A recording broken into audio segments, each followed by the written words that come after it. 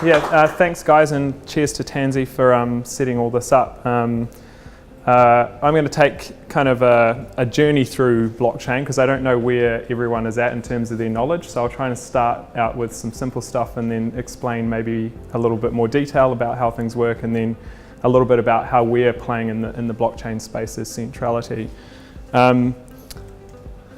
This is me. I've been around in tech for 20 odd years now. I've been in the enterprise space, I've been in software startups, and co-founded a number of them up until this point, and learned a lot of lessons along the way doing that. Most recently I founded Centrality, which is a blockchain focused startup based out of Auckland. And we have now, from 2 years ago, 4 people in a little office being rented by Grace, actually, at that time, from Tim at Juicy, into three levels now down at 48 Emily Place, and 5 locations around the world, almost 100 staff in our team. So a really cool Kiwi success story from a growth perspective and contributing to this economy. We recently did what's called an ICO, and if you're familiar with blockchain, you'll know what that's all about. If you're not, it's kind of like an IPO in the traditional capital raising world, but you do that in the blockchain community, and your investors are typically users of your products or people who support your vision or the decentralized economy that you're trying to create.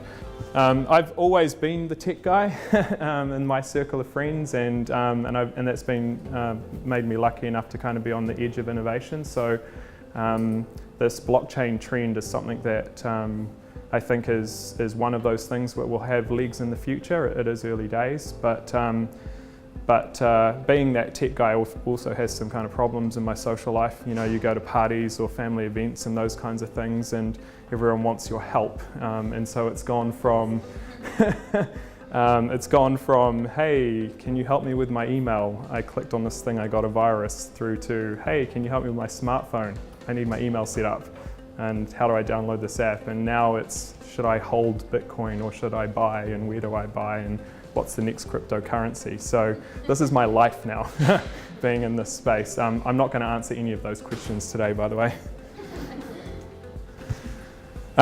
What really interests me at this space is that I got into technology because I wanted to make a difference, and I think technology has the ability to make our lives infinitely better, and that was the promise actually of the early internet. If you remember those days, and some of you will have been there in the technology scene then, there was this vision about democratizing access to information and giving everybody an equal and fair chance to participate in the economy around the world. And it would be great, you know, if that had actually happened.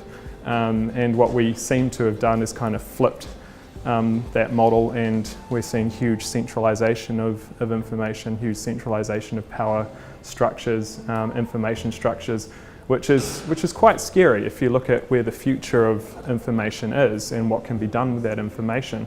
We're actually starting to see some of the adverse effects of that in the political systems around the world. And so I think we need to kind of rethink the technology future and try and understand how we can maybe recorrect that path of the internet and take it to a place which is good and serves all of us and gives us all a better chance at a better life.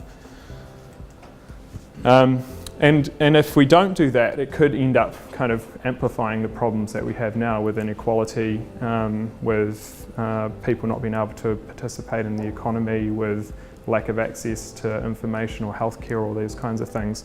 I know there's some smart Kiwis in this room working with machine learning, and Nick over here doing some really cool stuff, world-leading stuff, and that has some really great potential as a technology in its own right to help us, but also it could make this problem we have now even worse if we don't do it right. And I think one of the keys to helping kind of take that future from a bad fork in the road to a positive one is decentralization, and that's really what blockchain is all about, and I'll kind of go into a little bit more about that in this presentation. Ooh. Isn't it funny with all the tech in the world that PowerPoints and presentations are always the things, VC screens are always the things that screw up. So there is this revolution, it's on the way. It will change the way that the world works, the way that the internet works, the way that technology works, and the way that we interact with it.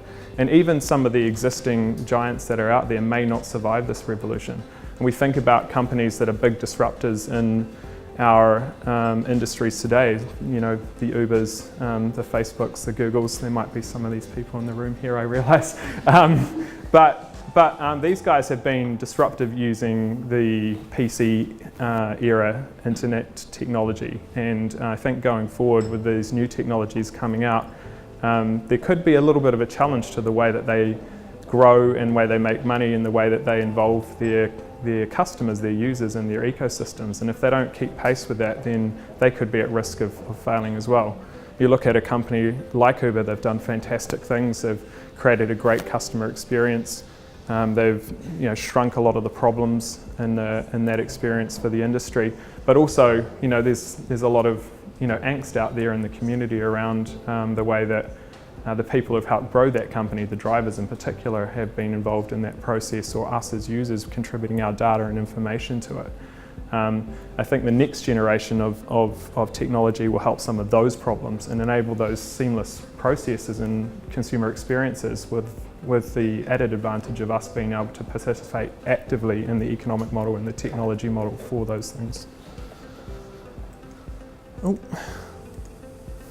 So first of all, let's get into blockchain.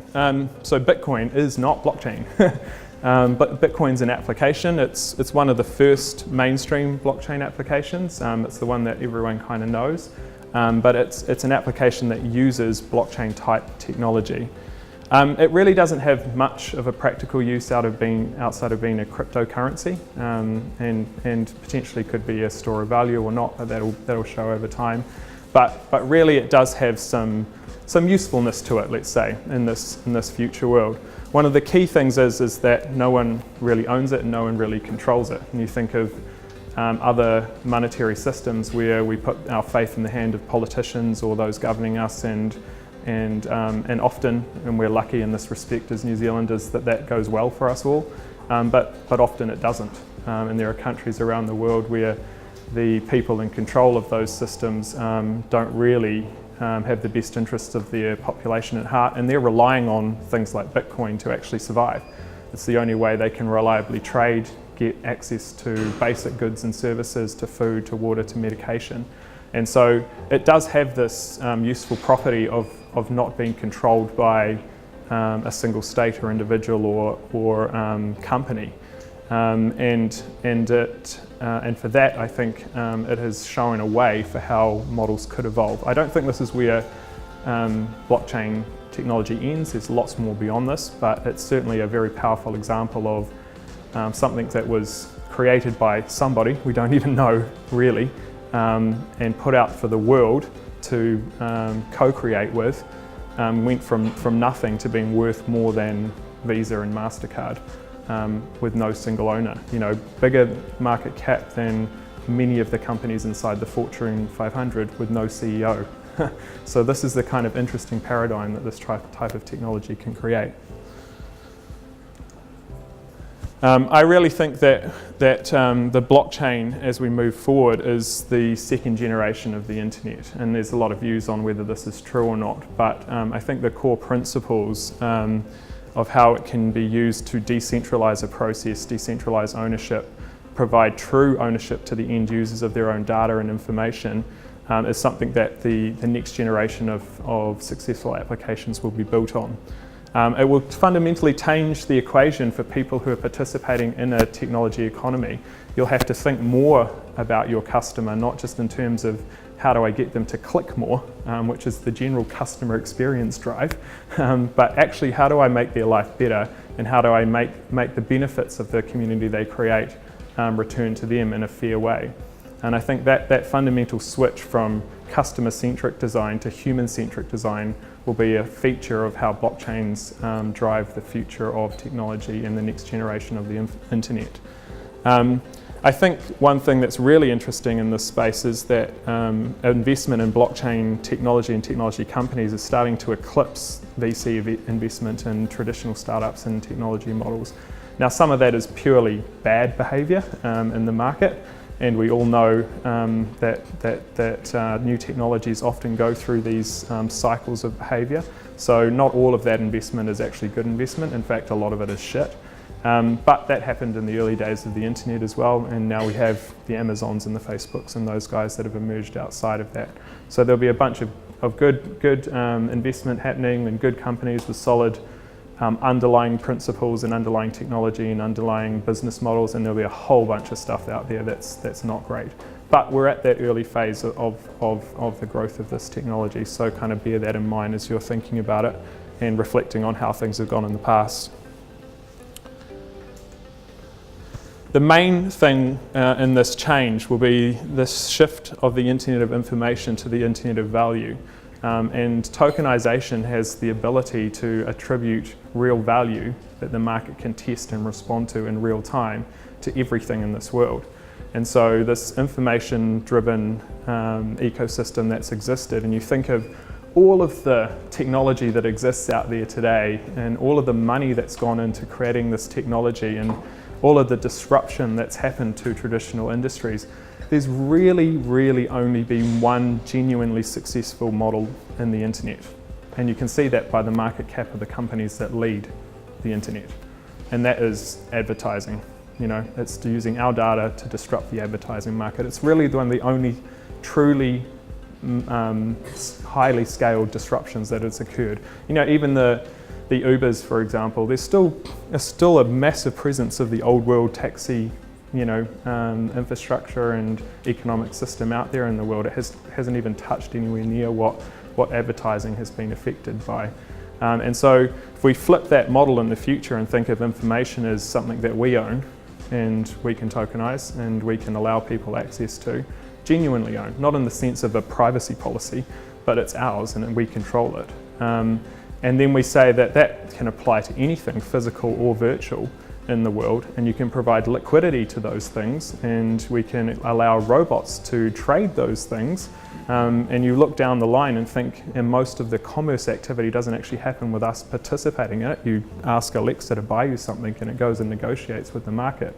This ability to tokenize and make liquid anything virtual or physical in the world is where the blockchain can really come into its own. And so that's why I say kind of transforming from the information driven value system to this internet of value, where things actually have a value and they are traded and liquid inside of the internet. And why is that? And why is the blockchain important to that? Well, I think the thing that's most important is that the killer app for blockchain is trust. It's really difficult to scale trust in the physical world. We have to go and meet people and shake their hands and, you know, write contracts and give them to our lawyers, and people review those things, and we make agreements and sign terms and conditions and all those sorts of things. But in reality, that's hard to do, or hard to overcome with technology, because ultimately you end up trusting something or someone. And that's fine for a lot of cases actually, but it still has a pace that, or an overhead, a speed overhead to creating commerce in that internet environment. And I think the interesting thing about what blockchains do is they provide a way for us to create trust without having to trust a person or an entity. And we might say, okay, well, we have these third parties, you know, escrow agencies, for example, or banks or insurance companies or all these sorts of things. They're trustworthy. But they're as trustworthy as the promise they made to you today. I mean, you couldn't say that they have new shareholders in the future and they change their direction, or they have a new idea about the products they want to take to market, or they think now they can do this with your data that they couldn't do before, and they just kind of neglect to tell you, or it's buried 2 pages deep in the T's and C's. In this world of trust, where we kind of outsource trust to these intermediaries, there's always a risk that we get screwed, the individuals get screwed.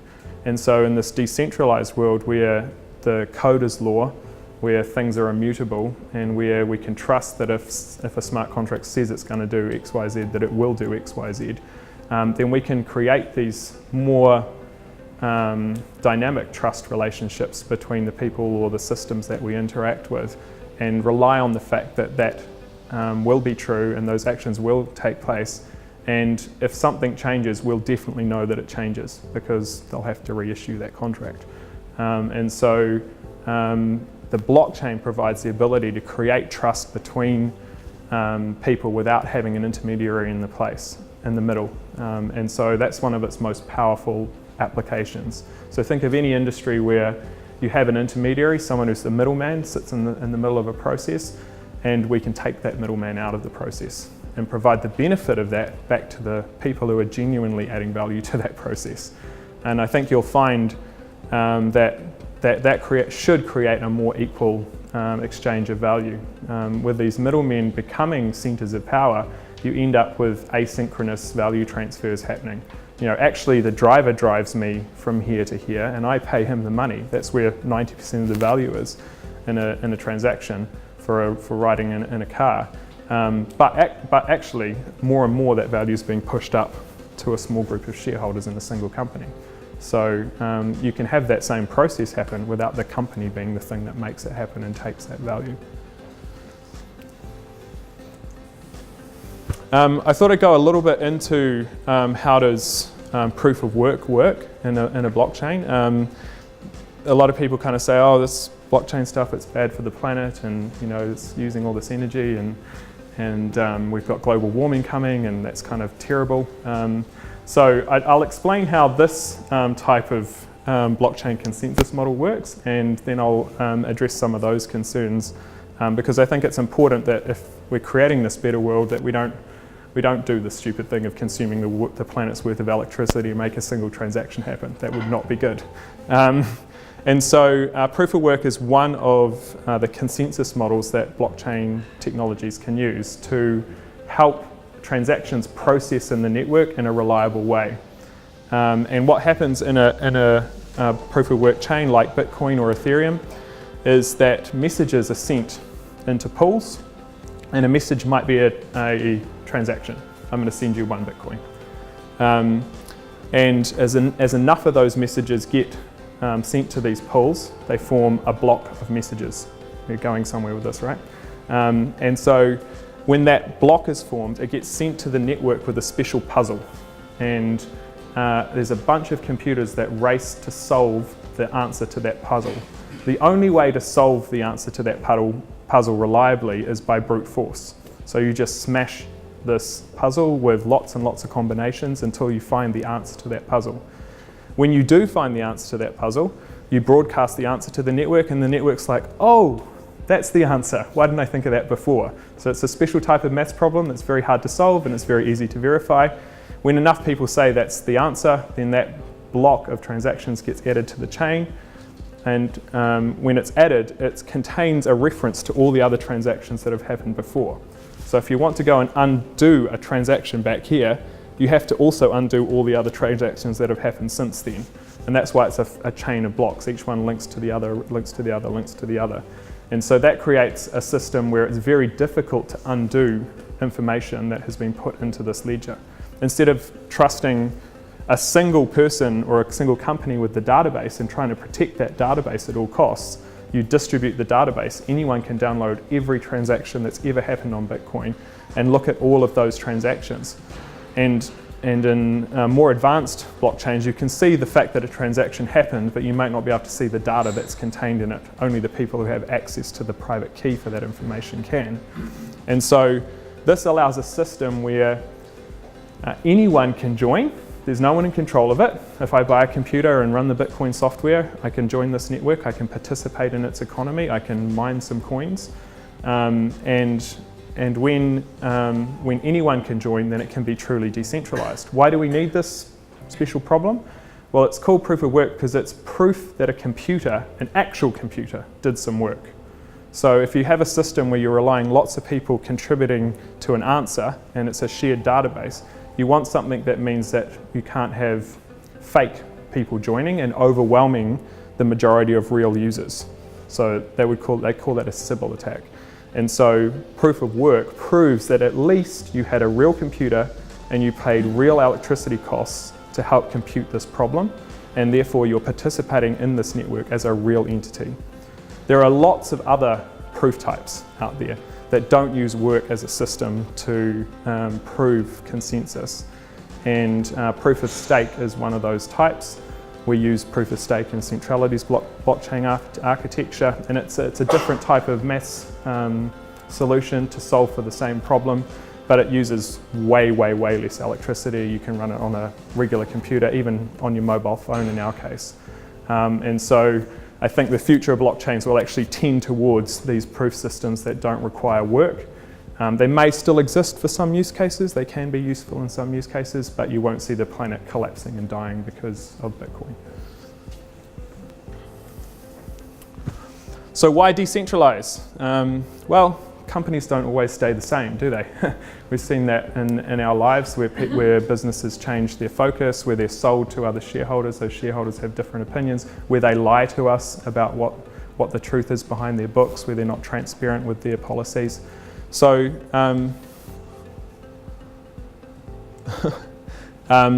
so companies don't always stay the same, but smart contracts do, unless someone publishes a new one and you agree to participate in that.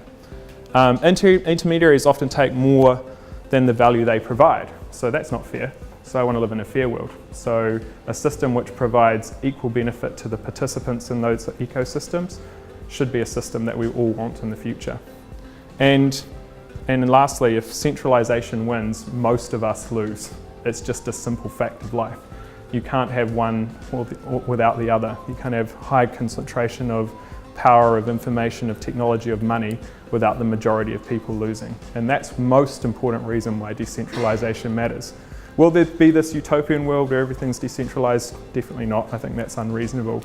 But I think we need to pull the balance of power backwards. We need to kind of get to a better equilibrium in this world. And I think decentralization as a technology enabled by blockchain will help that come in the future. Some other benefits, it's high integrity. So you can use this in processes that require a high degree of data integrity.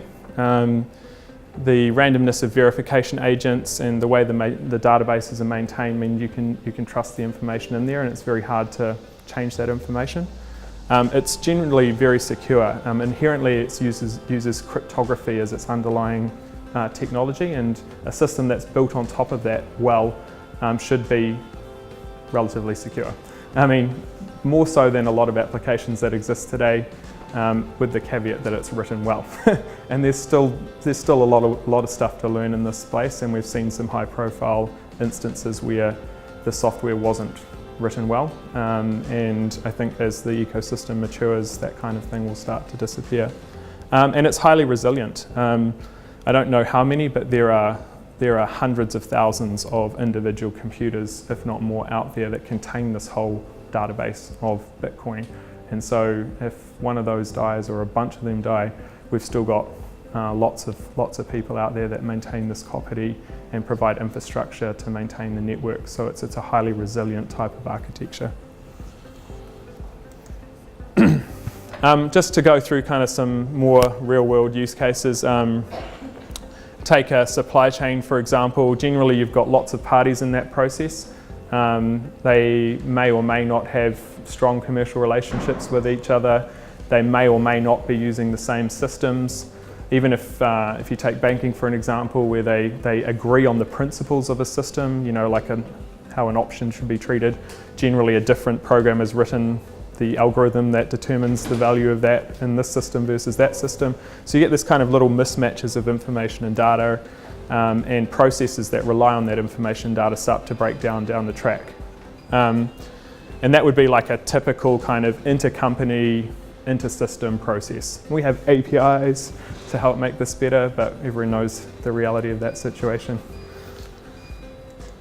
And in the future, if that process was blockchain enabled with a single protocol to manage that process and a contract or set of contracts that everyone understands and everyone can see, and the information's uniform and the steps along the chain are verified and the data's immutable, then you can create a process flow that is more robust, that you can trust more, and that you don't have to have a commercial arrangement or even a technology arrangement with a third party to make your application work or your business process work. You can hook into the same stream as everybody else with the same visibility and the same information, the same process as everybody else.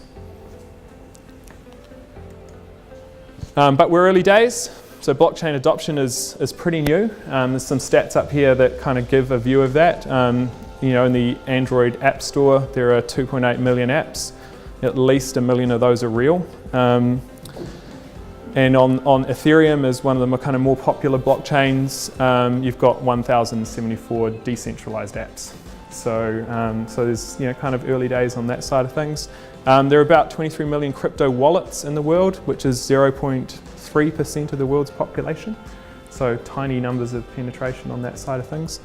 And you've got kind of immature technology, say Bitcoin 3 to 4 transactions a second, Visa average around 1,600 but peaks up around 24,000. So there's a little ways to go. We're kind of in the dial-up phase of the internet right now, but kind of watch the space. I think it's growing very quickly, and people often think you need to get high numbers of penetration for things to really take off.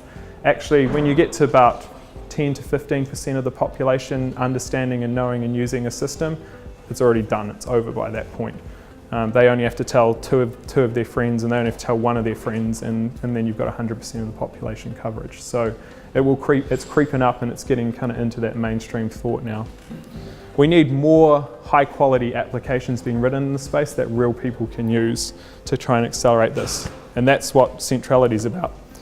So we've focused on looking at how can you bring blockchain adoption to the mass market consumer use cases beyond the simple fintech use cases that have been used to date. And we've looked at people as the starting point for that journey. How do humans interact with this world? What are the things that are important to them? And how can we make that experience better, and how can we connect those things in a different way using this new technology and using this new type of economy? So we take a look at these 10 areas of your life, and we look at things that might be having an impact in those areas, and we go and create frameworks that those types of applications can use, and we allow entrepreneurs to go and build on top of those frameworks to create an ecosystem of applications that can work together. So in doing that, we kind of have 3 bits. We're building scalable blockchain technology. We're about to release our new blockchain architecture called Plug. I think the social media pages and website for that, if you go to plugblockchain.com, you can be one of the first to read up on that.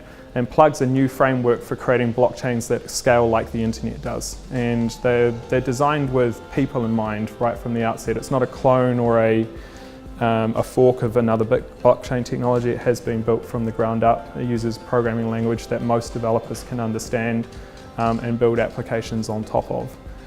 So that's kind of one of the core pieces of it. We take these applications into our venture and joint venture partner or incubation programs, and we help them understand the blockchain. We help them get access to the technology, to experts in our business who can help them build their applications, to funding to help them grow and scale. And then as they graduate out of these programs, we take them through a funding process in blockchain as well to go out there and push the product into the marketplace. And our focus is really on creating real business applications that real customers can engage with, that have a really simple user experience. And so trying to obscure a lot of the blockchain from those processes for end users, give them enough knowledge and education to understand that they're now in control and what that means to them, but make it work like Facebook does, so they don't have to think about what's behind that technology. And how could that show up? So in the future, you might be inside an application inside of the Centrality framework. In this case, my boss thinks I've done a good job. I'm inside Belong. Belong's a workplace engagement application. He knows that I love full body treatments and massages. So I've got a couple of rewards in there for doing some good work. And I'm inside of that, and I'm looking for kind of the next useful action. So it might consult the Centrality marketplace, and in this case there's a restaurant there. I've got a meal at a restaurant with the chairman of my board. and it says to me, would you like to kind of order this or would you like to go there? And because the user owns their own profile, it's theirs, and it can follow them between applications, we don't have to go through a process of downloading, installing, signing up, verifying, putting payment details. All that kind of stuff can disappear. My wallet follows me, my profile follows me, the applications can ask me for the information that I want, and I can release that to them. And so we can create this more frictionless experience for consumers. And in this case, I'm able to jump into UShare, a ride-share application, and get to that place seamlessly without having to go through all of those processes. And between those companies, they can create commercial arrangements using these smart contracts, so they can trust each other without having to go through a lengthy contractual negotiation. How much am I going to get referred? How much are you going to pay my user for this information? All of those sorts of things can be programmatically dealt with without having to have the expense of intermediaries or commercial process that exist in the application world today.